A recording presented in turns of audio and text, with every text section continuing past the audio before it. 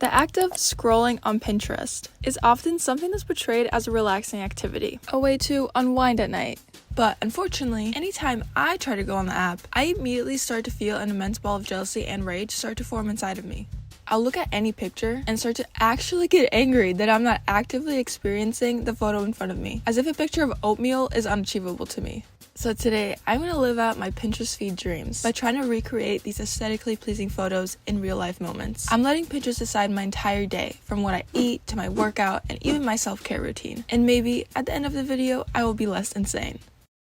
Good morning, everyone. Not that I looked it, but I actually woke up feeling pretty well rested today. This was my first day off in 11 days, so I slept in a little bit until 9 a.m. Not that that's much of a sleep in, really. Anyway, I am a breakfast immediately after waking up person, so it was time to get on Pinterest and see what I was going to be eating this morning. There was a picture of coffee first thing on my feed, so that's what I'm going to be drinking. I don't make good tasting coffee at home 98% of the time, so it will probably be really gross, which is a lovely way to start my morning. I actually searched breakfast aesthetic multiple times, and every time the first thing was this oatmeal bowl. So the Pinterest gods have spoken.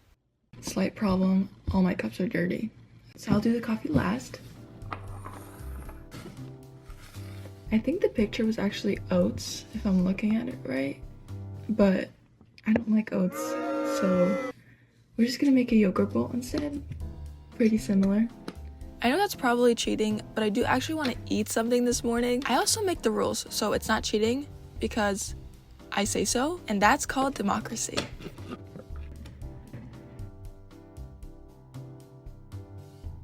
My massive 10-acre plot of strawberry fields and blueberry bushes are currently frozen over, so unfortunately I just have to settle for frozen fruit right now.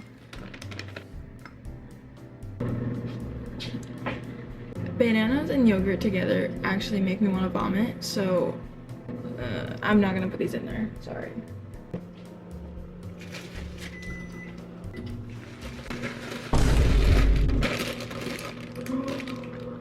This is literally like those old YouTube morning routine versus reality videos where it's like, oh, so aesthetically pleasing, look at this yogurt bowl, it has fruit. But in reality, my granola decided to kill itself on my floor.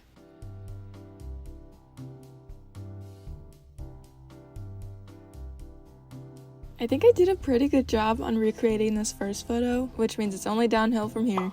I think the photo is of Dalagonia coffee, I think I'm saying that right, which is like whipped coffee. So I ransacked my 2020 brain on how to make it. From what I remember, it's just like a 1:1:1 ratio of coffee, sugar, and water. Unfortunately, I severely underestimated how big it gets. I added way too much water. I told you guys it was downhill from the yogurt. But to give myself credit, I do think it gets better from here. I think the coffee was definitely my worst recreation. Yeah, it also tasted how it looked. Not that good.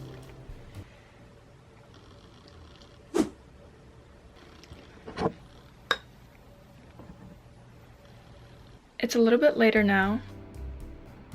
Literally all I've been doing is just editing the video that you're currently watching, but it's time to do the second thing that's on the checklist, which is the workout.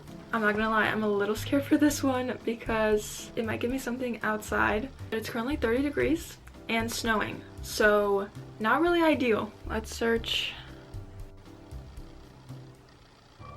Cut the cameras. Dead. It literally gave me what I thought it was gonna give me. This is the first pin. Let's go outside. Let's go on a walk. Guys, I swear I just saw someone running. It's the perfect texture for running. I definitely look like a crazy person trying to take this picture. I spent like 30 minutes just walking like back and forth trying to get the right angle. I'm about to say something a little bit controversial, but I'm kind of glad it made me go outside because I wouldn't have otherwise. And even though I couldn't really feel my legs by the time I got home, I had a nice time. And I wasted no time getting right into the next thing on the to-do list. It gave me something which I almost never do, writing. So I made myself some tea, found a prompt, and got to it.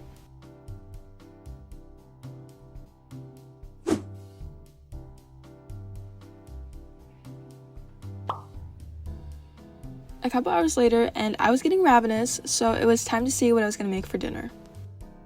I found this first picture, but I couldn't really make out what it was, so I refreshed my feed and found this one instead. I couldn't really tell what else was in the soup other than potatoes, so I decided to make like a tomato bean medley soup. And because I'm actually insane, I also baked the bread from the picture. How many of your favorite YouTubers have made bread like this? I also totally forgot how long it actually takes to make bread. You have to wait like over 2 hours for the bread to rise, and then you can put it in the oven and then wait another 40 minutes for it to bake. So I only got around to eating a whole 4 hours later.